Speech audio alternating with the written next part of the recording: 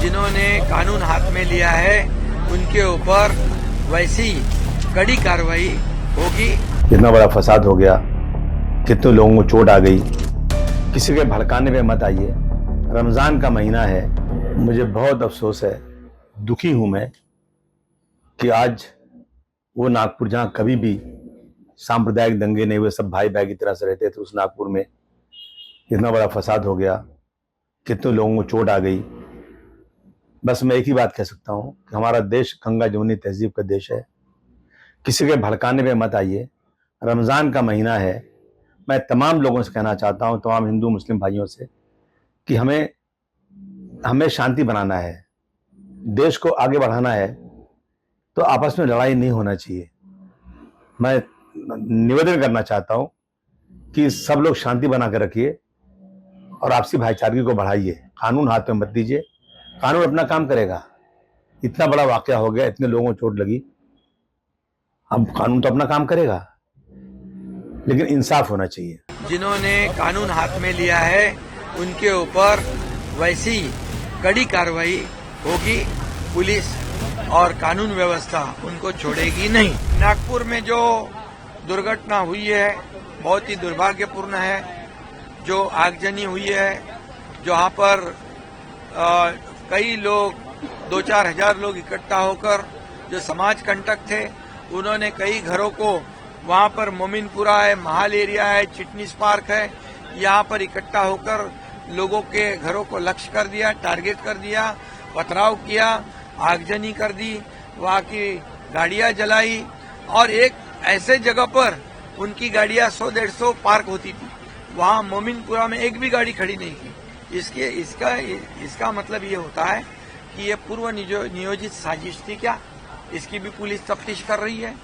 Police के ऊपर ये तो लोगों के ऊपर हमला किया ही, लोग तो बाल बाल बचे। पुलिस आ गई, फायर ब्रिगेड आ गई, उनकी गाड़ियों को भी लक्ष्य कर दिया, उनको भी टारगेट किया। इसमें 4 डीसीपी लेवल के अधिकारी घायल है, उनको पत्थरबाजी कर दी, उनके ऊपर हथियार से हमला किया है। 30 पुलिस कर्मचारी घायल है। पुलिस जो कानून व्यवस्था बनाए रखने का काम करती है, पुलिस शांति और अमन बनाने का काम करती है, उनके ऊपर हमला करना, इसका मतलब कानून पर हमला करना और कानून को हाथ में लेना है। और इसलिए ऐसे समाज कंटक जो है, ये जो दो समाज में दूरी निर्माण करना, विद्वेष फैलाना, अशांति फैलाना, कम्युनल राइट करना, ये सब सोचकर समझकर जो काम कर रहे हैं समाज कंटक, उनको बिल्कुल बख्शा नहीं जाएगा। उनके ऊपर कड़ी कार्रवाई की जाएगी। स्वयं मुख्यमंत्री बार बार इस घटना का जायजा ले रहे हैं।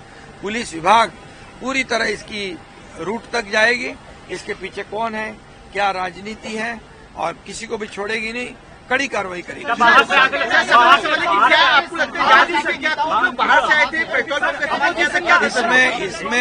इसमें कई लोग बाहर से आए थे, ऐसा पुलिस का कहना है, वहाँ के लोगों का कहना है। और वो पत्थर तो फेंके ही, हथियार भी चलाए, लेकिन पेट्रोल बम भी फेंके। पेट्रोल बम बनाना ये तो पूरी तरह ऐसे तुरंत होता नहीं, तो ये पूरी साजिश है। और ये साजिश नाकाम करने के लिए पुलिस जाती है, पुलिस पर हमला होता है। ये तो बहुत ही दुर्भाग्यपूर्ण घटना है और इसलिए बिल्कुल उनको बख्शा नहीं जाएगा। जो भी इसमें है उसको कड़ी से कड़ी कार्रवाई की जाएगी। और मैं यह भी कहूंगा, वहां की जनता को अपील भी करूंगा कि पुलिस काम कर रही है, पुलिस तफ्तीश करेगी, जो गुनाहगार है उसको छोड़ेगी नहीं, लेकिन पुलिस को सहयोग करके वहां शांति बनाए रखने का मैं अपील करता हूं। औरंगजेब की कब्र जो है सर, औरंगजेब की कब्र पर आपका रुख क्या है पहला, और बतौर राज्य सरकार क्या उस कब्र को तोड़ा जाए या ना जाए, आप लीगल कंसल्टेशन लेंगे क्या अपनी पावर में? देखिए, ये औरंगजेब कौन है? ये औरंगजेब कौन था? ये क्रूर शासक था। ये कोई संत था क्या? कोई महात्मा था क्या? ये हमारे महाराष्ट्र के ऊपर आया हुआ दुश्मन था। ये महाराष्ट्र का दुश्मन, देश का दुश्मन था। उसने हमारे मंदिरों को तोड़ा, मंदिरों को ध्वस्त कर दिया, माँ बहनों की इज्जत लूटी। यहाँ पर हमारे छत्रपति धर्मवीर संभाजी महाराज को धर्म छोड़ने के लिए अनन्वित उनका अत्याचार किया। 40 दिन उनकी खाल उधेड़ दी, गरम पानी डाला, गरम तेल डाला, नमक छिड़क दिया, आंखों में गरम सलिया घुसा दी, उनकी जबान नोच दी, उनकी नाखून नोच दिए, इतने कितने अत्याचार किए, फिर भी हमारे राजा झुके नहीं।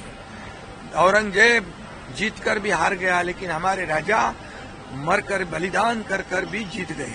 और ऐसे औरंगजेब ये देशद्रोही है और इसलिए उसका समर्थन करना मतलब उसको बढ़ावा देना, इसका मतलब भी देशद्रोही है, देशद्रोही होगा। और इसीलिए कब तोड़ने को लेकर कोई लीगल कंसल्टेशन बतौर राज्य सरकार आप लेना चाहेंगे? आप सीरियस हैं उस चीज को लेकर? बिल्कुल, देखिए ये जनभावना है, ये कलंक है। जब ब्रिटिश सरकार ने यहाँ पर आक्रमण किया था, ब्रिटिशों के कई यहाँ पर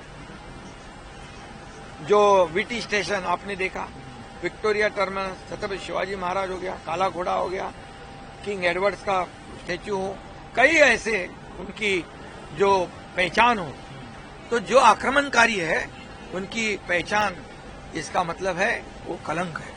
और उसी तरह ये तो बहुत जुल्मी आक्रमक था, ये महाराष्ट्र का ये जुल्म करने वाला ऐसा आक्रमण किसी ने भी नहीं किया होगा, अन्याय अत्याचार।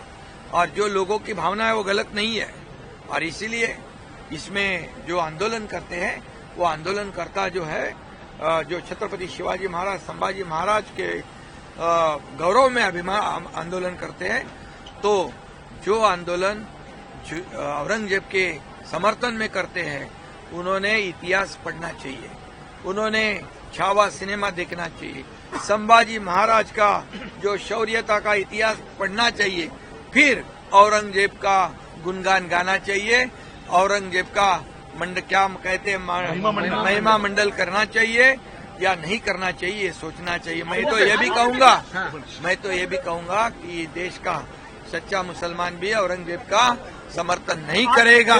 जो देशभक्त होगा वो नहीं करेगा, जो देशद्रोही होगा वही समर्थन करेगा।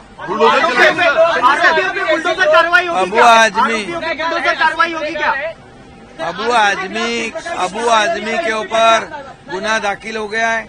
अबू आजमी कोई राजनीति करने चले गए वोटों की लालच में, लेकिन उनको वो यहाँ महाराष्ट्र की जनता माफ नहीं करेगी, और इसलिए उन्होंने जनता इस महाराष्ट्र में कानून व्यवस्था बिगाड़ने का काम नहीं करना चाहिए।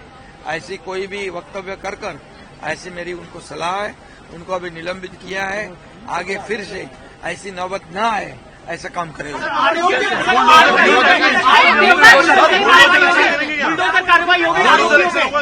जो समाज कंटक जो है, जिन्होंने कानून हाथ में लिया है, उनके ऊपर वैसी कड़ी कार्रवाई होगी।